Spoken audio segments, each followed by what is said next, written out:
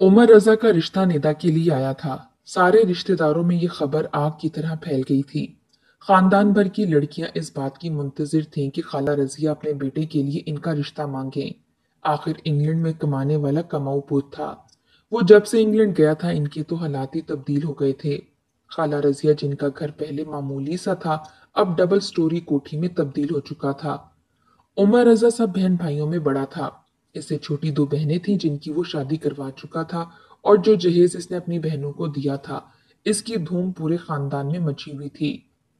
इस double storey घर में नीचे का पोर्शन उमर रजा ने छोटे भाई जिशान रजा और ऊपर का पोर्शन अपने लिए तैयार किया था।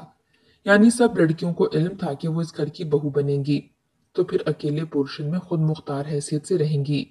क्योंकि उमर रजा के वालिद की वफात हो चुकी थी और खाला रजिया अपने छोटे बेटे जिशान रजा के साथ नीचे के पोर्शन में रहती थीं।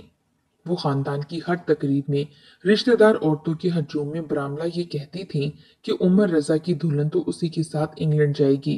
सो हर माँ की ख्वाहिश यही थी कि उमर रजा जैसा कमाऊ और खुश शक्ल दामाद इन्हीं का नसीब हो। और अब कुरैय फाल निदा के नाम का खुला था, जो कि अपने वालिदैन की इकलौती औलाद थी और बेहद लाड प्यार से परवान चढ़ रही थी। कहने को तो माँ बाप दोनों की जान निदा में थी, मगर इस लाड प्यार ने इसे बिगाड़ा नहीं था, बल्कि इसमें सब्र और नरमी कूट कूट कर भरी हुई थी। और इत्तेफाक की बात यह थी कि बहुत सारे बेटों की माएं भी इसी ताक में थीं कि इनको निदा का रिश्ता मिल जाए। निदा के वालिद रिटायर्ड मुलाजिम थे, और अब इनकी जिंदगी की बड़ी ख्वाहिश यही थी कि इनकी बेटी इज्जत से अपने घर की हो जाए। निदा ने उमर को देखा हुआ था। वो भी बहुत खुश थी कि जिस इंसान की तमन्ना खानदान की हर लड़की करती थी, वही इसकी जिंदगी का साथी बनने जा रहा था। रिश्ता होते ही दोनों खानदानों की तरफ से बड़ी धूमधाम से शादी की तैयारियां शुरू हो गईं। एक से बढ़कर एक चीज खरीदी गई, और यूं एक खुशियों भरी रात निदा उमर के घर आ गई थी। निदा जब दुल्हन बनी उमर का इंतजार कर रही थी तो इसे अपने अम्मी अबू बहुत याद आए थे। मगर ये लड़की की जिंदगी का ऐसा मोड़ होता है जिस पर इसे सब्र और शुक्र करना होता है। उमर के बारे में निदा को कुछ ज्यादा इल्म नहीं था। हाँ, मगर जितना सुना था इसके मुताबिक वो इंतहाई मिलनसार और खुश इखलाक था। वो जिस महफिल में भी होता वहां की जान बन जाता था। इन्हीं सोचों के दरमियान उमर रजा आ गया था, और आते ही इसने निदा पर यह वाजिया कर दिया था कि इसकी जिंदगी में इसकी माँ से बढ़कर कोई नहीं, और वो इनकी खातिर सब कुछ कर सकता है। निदा को उमर की बातें बुरी तो नहीं लगी थी, मगर इसका लहजा बहुत उदास कर गया था, क्योंकि उमर ने अपने सख्त लहजे से दूसरे लफ्जों में गोया निदा को ये धमकी ही दी थी कि अगर इसकी माँ खुश ना रही तो वो भी खुश नहीं रह सकेगी। अब निदा कैसे इसे अपना सीना चीर कर दिखाती कि इसके दिल में खाला रजिया के लिए कितनी मोहब्बत और खलूस है। खैर, निदा ने इसे इस मामले में कोई सफाई ना दी, क्योंकि इसे यकीन था कि वक्त के साथ साथ अपनी खिदमत और खलूस से सब पर साबित कर देगी कि वो सबसे कितनी मुखलिस है। दूसरी सुबह जब निदा के घर वाले नाश्ता लेकर आए थे, तो उमर रजा की अम्मी ने वाजिया बता दिया था कि वलीमे वाले दिन निदा घर नहीं जाएगी।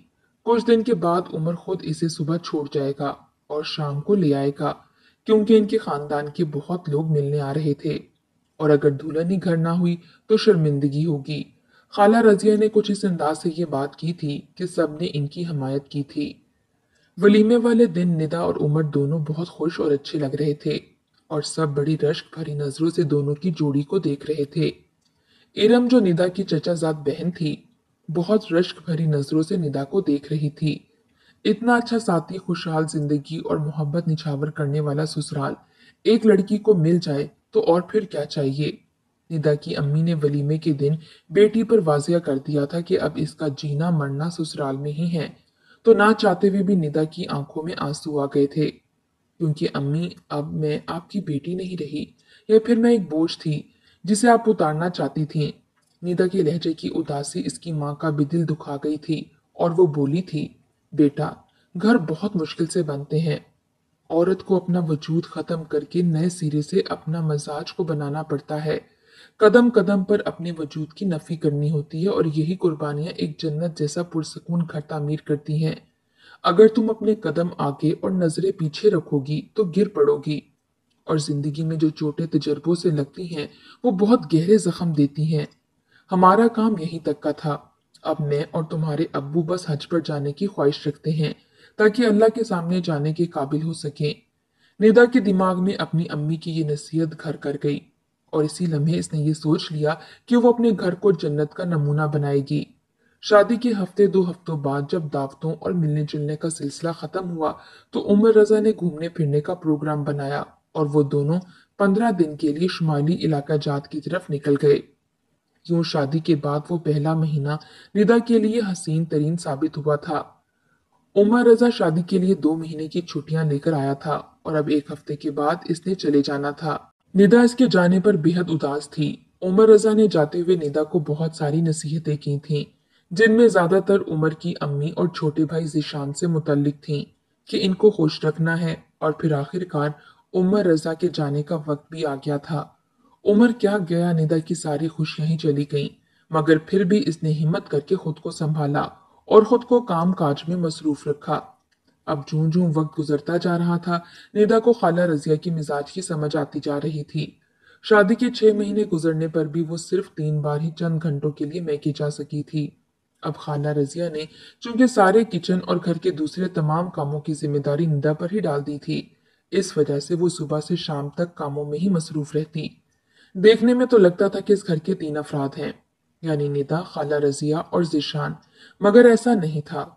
उमर की दोनों बहनों का ससुराल करीब ही था। इस वजह से वो दोनों बहनें अक्सर माँ के पास ही रहती थीं और फिर अपने एक 5 बच्चों और दूसरी 3 बच्चों के साथ खाने पीने की मुख्तलिफ फरमाइशें करती रहती थीं, जिनको पूरा करने के चक्कर में निदा घन चक्कर बन चुकी थी। दिन इसी तरह गुजर रहे थे कि अचानक निदा की तबीयत खराब रहने लगी। खाला रजिया और इनकी बेटियों को शुरू शुरू में तो ये बहानाबाजी लगी थी, मगर बाद में डॉक्टर के पास जाने से पता चला कि निदा उम्मीद से है। उस दिन निदा ने उमर की कमी को बहुत शिद्दत से महसूस किया। अब आहिस्ता आहिस्ता निदा की अम्मी ने भी निदा की हालत देखकर हालात का अंदाजा लगा लिया था कि निदा के सब्र बर्दाश्त का बेहद नाजायज फायदा उठाया जा रहा है। हद तो ये थी कि उमर रजा मतवातर घर फोन करता था, मगर सिर्फ माँ बहनों से ही बात करता। दूसरी तरफ खर्चे के नाम पर भी निदा को उमर की तरफ से कोई पाई पैसा नहीं मिलता था। बकौल खाला रजिया के, निदा को भला पैसों की क्या जरूरत थी। ये तो निदा की अम्मी थी जो ढके छुपे बेटी को कुछ ना कुछ दे दिया करती थी। निदा को उमर से बहुत शिकायतें थीं। क्या कोई इंसान अपनी जिंदगी की साथी से इतना बेनियाज भी हो सकता है कि इसका हाल भी ना पूछे। खाला रजिया बहुत हद तक खुलकर सामने आ चुकी थी। इनका और इनकी बेटियों का गठजोड़ इतना मजबूत था कि निदा को जबान हिलाने की भी इजाजत नहीं थी। इन दिनों निदा बेहद नकाहत महसूस करने लगी। मुसलसल टेंशन और बेआरामी ने इसे तोड़कर रख दिया था। सब लोगों को यही लगता था कि 3 अफराद का काम ही कितना होता है। ये बात खाला रजिया ने सब लोगों के जहन में भी डाली हुई थी, मगर ये सिर्फ निदा को ही इल्म था कि इसे 3 खानदानों का काम करने में कितनी मुश्किल हो रही थी। बड़ी बाजी और छोटी बाजी का खाना अलग, खाला रजिया का परहेजी खाना अलग और जिशान के बिन बुलाए दोस्तों की दावत अलग। इसके अलावा घर की सफाई सुथराई करना, घर पर काम वाली ना रखने की वजह यही बताई जाती थी कि 3 बंदों का काम ही कितना होता है, जो आज इतनी महंगाई के दौर में नौकरों जैसी अय्याशी की जाए। दूसरी तरफ उमर रजा की कमाई से गुल छड़े उड़ाए जा रहे थे। निदा को इस बात का दुख था कि उमर की इतनी मेहनत से कमाई गई रकम को बेदरीक उड़ाया जा रहा है, जबकि वो अपने आने वाले बच्चे के लिए कुछ जमा करना चाहती थी, मगर बेबस थी क्योंकि इसके इख्तियार में कुछ नहीं था। और अब तो ये बात वाजिया हो चुकी थी कि खाला रजिया का बेटे की शादी करने का मकसद बहू लाना नहीं, बल्कि काम की मशीन लाना था। इस मकसद के लिए निदा बेहतरीन इंतखाब साबित हुई थी, क्योंकि इसका मैका मजबूत ना था। बेचारे माँ बाप सवाई घबराने और परेशान होने के क्या कर सकते थे, जबकि निदा खुद भी अपने वालिदैन को दुख नहीं देना चाहती थी। इस वजह से वो अपनी बातें किसी से भी नहीं कह सकती थी। जो जो दिन गुजरते जा रहे थे, निदा की हालत खराब होती जा रही थी। इसकी अम्मी कई बार आकर खाला रजिया से मिन्नत कर चुकी थी कि निदा को इनके साथ भेज दें, मगर उन्होंने साफ मना कर दिया क्योंकि वो नहीं चाहती थी कि उमर ये सोचे कि ये खर्चा निदा के माँ बाप ने उठाया है, क्योंकि उन्होंने उमर से निदा के इस मसले की वजह से खर्चा बहुत बढ़ाकर भेजने का इसरार किया था, ताकि वो निदा का किसी बड़े अच्छे डॉक्टर से इलाज करवा सकें। जबकि दूसरी तरफ निदा को मोहल्ले की एक हेल्थ वर्कर के से मिलने की इजाजत थी और डॉक्टर के पास ना जाने का ये बहाना तराशा गया था कि लेडी डॉक्टर काफी दूर है और वो फौरी ऑपरेशन का कहेगी। एक रात निदा अकेली घर के निचले हिस्से में बने एक छोटे से कमरे में लेटी थी। इसको शादी के बाद जब से उमर वापस गया था ऊपर से नीचे शिफ्ट कर दिया गया था, जबकि इसका ऊपर का सारा पोर्शन इसकी नंदों और इनके बदतमीज बच्चों के इस्तेमाल में रहता था। या फिर किसी रिश्तेदार के आने पर निदा का फोड़पन दिखाने के काम आता, जो ऊपर नीचे गंध को निदा की खराबी समझते हुए तौबा तौबा करते रहते। निदा जानती थी कि इसकी बात पर कोई यकीन नहीं करेगा, इस वजह से इसने सफाइयां देनी छोड़ दी थीं। उस दिन काम ने निदा को जरूरत से ज्यादा थका दिया था और इसे अब वो तकलीफ महसूस हो रही थी। आखिरकार जब तकलीफ बर्दाश्त से बाहर हो गई तो इसने अपनी सास के कमरे का रुख किया। सास ने पहले पहल तो निदा को टालना चाहा। निदा ने सास की मिन्नत की कि अम्मी, मैं झूठ नहीं बोल रही, मेरी तबीयत बहुत ज्यादा खराब हो रही है। खाला रजिया जैसे मजबूरन बड़े बुरे दिल से इसे मोहल्ले वाली हेल्थ वर्कर को इसके घर से बुलाकर लाई थी, तो इसने निदा की हालत देखते ही कहा था, बाजी इन्हें फौरन किसी अस्पताल ले जाओ, कुछ गड़बड़ है। ये सुनकर निदा को एक बड़े अस्पताल में ले जाया गया था, जहां फौरी तौर पर इसे तिब्बी इमदाद दी गई। लेडी डॉक्टर ने निदा की हालत देखी थी तो वो खाला रजिया पर बरस पड़ी थी। क्या बहू बेटी जैसी नहीं होती जो आप इसके साथ ये सलूक कर रही हैं? इसका वजन बहुत कम है और इसको तो इतनी कमजोरी है कि इसके होने वाले बच्चे को भी खतरा है। क्या इसको खाने पीने को आप लोग कुछ नहीं देते? खाला रजिया उस वक्त लेडी डॉक्टर के सामने तो चुप रही थी, मगर घर आकर निदा की खूब क्लास ली थी। पड़ गई ठंड, करवा दिया ना जलील, किस चीज से रोका है तुम्हें? बस दो बंदों का काम क्या कर लिया, हर जगह हमें जलील करवाने लगी। अब उमर रजा आएगा तो कह दूंगी अपनी बीवी को अलग कर दे, हम तो इतनी जिल्लत नहीं उठा सकते। और साथ ही उन्होंने रोना भी शुरू कर दिया। दोनों नंदे भी अपनी माँ के साथ मिल गई थीं। बेचारी निदा तो अपनी सफाइयां ही देती रह गई थी। कुछ दिन के बाद अचानक ही उमर रजा पाकिस्तान आ गया था। निदा की खुशी का कोई ठिकाना नहीं था, मगर उमर का रवैया इतना सर्द था कि निदा के सारे अरमानों पर औस पड़ गई थी। उमर सिर्फ जरूरत के तहत ही निदा से मुलाकात करता, वरना तो सारा वक्त बस माँ और बहनों के दरमियान बैठा रहता। निदा बेचारी तो उमर से अकेले में बात करने को तरस ही गई थी। और फिर आखिर वो दिन भी आ ही गया था जब निदा ने माँ के दर्जे पर फाइज होना था। निदा को एक सस्ते से क्लिनिक में ले जाया गया था। वो नीम बेहोश थी और इसी हालत में इसने एक प्यारी सी बच्ची को जन्म दिया था। वो लेडी डॉक्टर अपने प्रोफेशन से माहिर ना होने की वजह से औरतों की जानों से खेल रही थी। इसने निदा को न जाने किस किस्म का इंजेक्शन लगाया था कि इसके बदन का आधा हिस्सा मफलूज हो गया था। दायां बाजू और टांग बिल्कुल ही बेजान हो गई थी। और तो और निदा की जबान भी जैसे बेजान हो चुकी थी। वो बहुत ज्यादा घबराई हुई थी और बेबसी से अपनी बच्ची को रोते हुए देख रही थी, जो कि सामने ही झूले में पड़ी हुई थी। खाला रजिया ने इस सूरत हाल पर बड़ा वबीला मचाया, जिसका फायदा ये हुआ कि इस लेडी डॉक्टर ने अपनी फीस वगैरह सब माफ कर दिया और बगैर कुछ लिए दिए वापस जाने का कहा। इन सबको और क्या चाहिए था, मगर खाला रजिया के दिल में तो कुछ और ही चल रहा था। बेटे उमर रजा से सरगोशियों के बाद घर की तरफ वापस जाते हुए उन्होंने बीच सड़क पर गाड़ी रोक दी। उस वक्त निदा की नौमौलूद बच्ची खाला रजिया की गोद में थी। उमर ने दोनों हाथों से निदा को गोद में उठाया और फुटपाथ पर बिठाकर बोला, यहाँ से तुम्हारा घर नजदीक है, किसी न किसी सूरत वहां पहुंच ही जाओगी। मेरी बूढ़ी माँ बच्ची को संभालेगी या फिर तुम्हें। निदा अपने शौहर की ये बातें सुनकर बेबसी से रोने लगी। एक हाथ से वो जितनी मजबूती से उमर को पकड़ सकती थी इसने पकड़ लिया। मगरिब होने को थी और इसे शदीद खौफ महसूस हो रहा था। वो तो वाजिया तौर पर बोल भी नहीं पा रही थी। इसके पास पैसे भी नहीं थे। वो इस हालत में घर कैसे जाती? मगर उमर को इस पर तरस न आया और वो लोग इसे फुटपाथ पर छोड़ गए थे। निदा ने अपनी चारों तरफ देखा और बेबसी से फूट फूट कर रोने लगी। इसे इस हाल में इस तरह रोते देखकर एक रिक्शे वाले ने करीब आकर पूछा था, बाजी क्या मसला हुआ है, आपको कहाँ जाना है? निदा को उस वक्त रिक्शे वाला इंसानी शक्ल में फरिश्ता महसूस हुआ था। इसने बड़ी मुश्किल से करीबी बाजार के बारे में इसे बताया था जहां इसके चाचाजाद कजन की दुकान थी। रिक्शे वाले ने इसकी मदद की और इसे दुकान तक ले गया। निदा घसीटते हुए रिक्शे से उतरी और दुकान तक पहुंची। रिक्शे वाला तकरीबन भागता हुआ गया और इसने इशारे से फरहान को निदा को दिखाया। थोड़ी देर के लिए फरहान तो निदा को देखकर सकते में आ गया था। इसे यकीन नहीं आ रहा था कि सामने जमीन पर बैठी रोती हुई औरत निदा हो सकती है। फरहान फौरन ही निदा को अपनी गाड़ी में डालकर अस्पताल ले गया था। اس کے بے جان جسم کو دیکھ کر ان کو یہی لگا تھا کہ شاید ندا کا کوئی ایکسیڈنٹ ہو گیا ہے، اسی وجہ سے وہ یوں بے ہوش ہے۔ مگر ہسپتال جا کر چیک اپ کرنے پر یہ انکشاف ہوا تھا کہ یہ حالت کسی ایکسیڈنٹ کی وجہ سے نہیں بلکہ فالج کی وجہ سے ہے۔ تھوڑی دیر بعد ہسپتال میں ندا کے ماں باپ اور دیگر عزیز بھی پہنچ چکے تھے۔ ندا ہسپتال آنے کے بعد بے ہوش ہو گئی تھی۔ ڈاکٹرز کے مطابق اس کا بی پی بہت ہائی تھا اور کسی طور کم نہیں ہو رہا تھا۔ لگتا تھا جیسے اسے نہایت ہی شدید قسم کا ذہنی جھٹکا ملا ہو۔ ندا کے ابو نے عمر کو فون کیا تھا تو اس نے فون پہلے کاٹا اور پھر بند کر دیا۔ فرحان ان کے گھر گیا مگر وہاں بھی تالا تھا۔ عمر کی بہنوں نے بھی اس تمام معاملے سے لا علمی کا اظہار کیا تھا۔ آخر کار دوسری صبح ندا کو ہوش آ گیا تھا۔ اپنے ماں باپ کو سامنے دیکھ کر اس کے ضبط کے سارے بندھن ٹوٹ گئے تھے اور وہ بری طرح سے رونے لگی تھی۔ سب بری طرح سے بے چین تھے۔ وہ سب جاننا چاہتے تھے کہ آخر ہوا کیا ہے، جبکہ ندا اپنی معصوم سی بیٹی کے لیے بہت بے چین تھی۔ ٹوٹے پھوٹے الفاظ میں ندا نے جو جتنا بتایا تھا وہ ناقابل یقین تھا۔ سبھی سمجھ رہے تھے کہ ان کو سمجھنے میں غلطی ہو رہی ہے۔ ندا مسلسل 1 ہفتہ ہسپتال میں رہنے کے بعد گھر آ گئی تھی، مگر وہ اپنی بیٹی کے لیے بے حد بے چین تھی۔